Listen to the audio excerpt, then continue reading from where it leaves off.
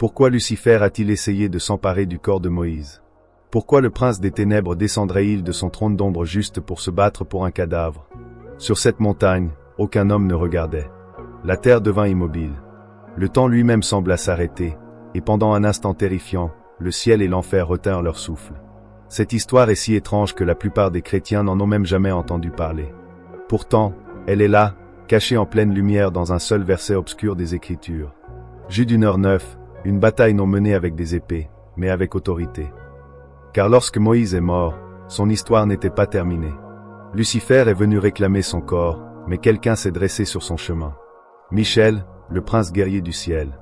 Et ce qui s'est passé ensuite révèle pourquoi Moïse était dangereux même dans la mort, et pourquoi Dieu lui-même a envoyé son ange pour le défendre. Mais avant de commencer, soutenez cette nouvelle chaîne en aimant cette vidéo et en vous abonnant. Maintenant, plongeons-y. La mort de Moïse. La montagne était silencieuse.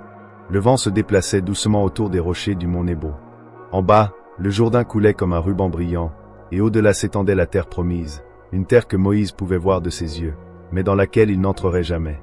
Moïse avait 120 ans, un homme qui avait vécu 3 grandes saisons, 40 ans comme prince en Égypte, élevé dans le palais de Pharaon, 40 ans dans le désert de Madian, berger oublié des hommes, et 40 autres à conduire Israël à travers le feu, la famine, la rébellion et les miracles. Une vie complète, une vie difficile, une vie sainte. Et pourtant, l'Écriture dit que sa vue n'était pas affaiblie, ni sa force diminuée. Deutéronome 34, 7. Il ne déclinait pas à cause de la vieillesse. Il n'était pas brisé par le temps. Moïse portait encore la force, encore la vision. Il ne mourait pas de faiblesse. Il était appelé à rentrer chez lui. Depuis le mont Nebo, Dieu lui montra tout, les vallées d'Éphraïm, les collines de Juda, la mer occidentale scintillant au loin. Une terre où coule le lait et le miel. La terre promise à Abraham, Isaac et Jacob. Une terre vers laquelle Moïse avait conduit Israël, mais dans laquelle il n'entrerait jamais. Puis cela arriva. Le moment que personne ne vit. Moïse rendit son dernier souffle. Il n'y eut aucun prêtre pour l'oindre, aucun lévite pour envelopper son corps, aucune famille pour le pleurer, car Moïse ne mourut pas comme les autres hommes. Deutéronome 34, 6 dit, et il l'enterra dans une vallée, dans le pays de Moab, vis-à-vis de Beth-Péor, mais personne n'a connu son sépulcre jusqu'à ce jour. Dieu lui-même enterra son prophète. La terre se referma en silence. Aucun sanctuaire, aucun monument, aucune tombe pour qu'Israël s'y rende. Et c'est là que le mystère commence. Pourquoi Dieu a-t-il caché le corps de Moïse? Pourquoi le Seigneur a-t-il voilé la tombe de son plus grand prophète? Les cieux connaissaient la réponse, et l'enfer aussi. Section 2, l'enterrement caché. Ce verset est l'un des plus étranges de toute l'Écriture. Moïse, l'homme qui affronta Pharaon, qui ouvrit la mer Rouge, qui parla avec Dieu sur la montagne, n'a pas reçu un enterrement normal. Il n'y eut pas de funérailles, pas de procession, pas de foule en pleurs.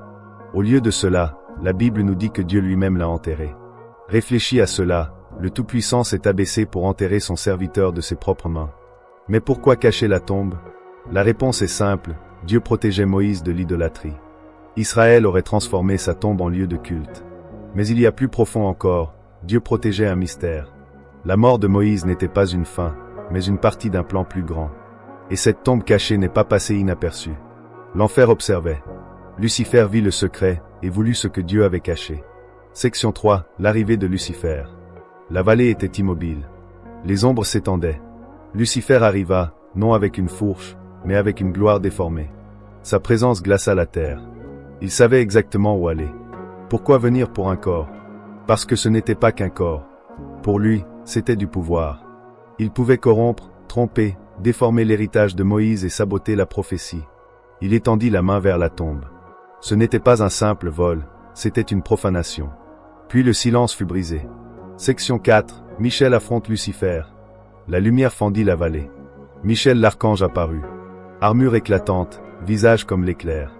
Il se plaça entre Lucifer et la tombe. Lucifer parla, le corps est à moi. Mais Michel ne discuta pas. Il dit simplement, que le Seigneur te réprime, Jude 1h9. Et cela suffit. Lucifer recula, non à cause de Michel, mais à cause de l'autorité de Dieu. Ce n'était pas un combat d'épée, mais d'autorité. Moïse appartenait à Dieu, dans la vie, dans la mort, pour toujours. Lucifer disparut. Le silence revint. Section 5. Pourquoi le corps de Moïse comptait? Moïse était dangereux même dans la mort. 3 raisons. L'alliance, il portait la loi de Dieu. La gloire, il avait été marqué par la présence divine. La prophétie, son rôle n'était pas terminé. Lucifer ne voulait pas un corps, il voulait une destinée. Section 6. Qui est Michel? Michel intervient dans les batailles spirituelles majeures. Dans Daniel et dans l'Apocalypse, il combat les forces du mal. Sa puissance vient de Dieu. Il ne parle pas en son nom, mais au nom du Seigneur. Section 7. Application pour aujourd'hui. Cette histoire parle aussi de toi. Comme Lucifer a accusé Moïse, il accuse encore aujourd'hui. Il pointe tes erreurs et dit « Tu m'appartiens ». Mais Dieu répond avec autorité. Que le Seigneur te réprime. Même si tu ne le vois pas, Dieu te défend. Il protège ton avenir, ton destin. Tu n'es pas seul. Le ciel combat pour toi. C'est le cœur de cette histoire. Lucifer accuse, mais Dieu a le dernier mot. Alors quand l'ennemi te condamne, souviens-toi de Moïse et déclare. Que le Seigneur te réprime. C'est ton arme, ton autorité, ta victoire. Si ce message t'a touché, partage-le. Et abonne-toi pour ne rien manquer, car la prochaine vidéo révélera un autre mystère, la femme de Caïn et les filles oubliées d'Adam et Ève. Que Dieu te bénisse, et à la prochaine vidéo.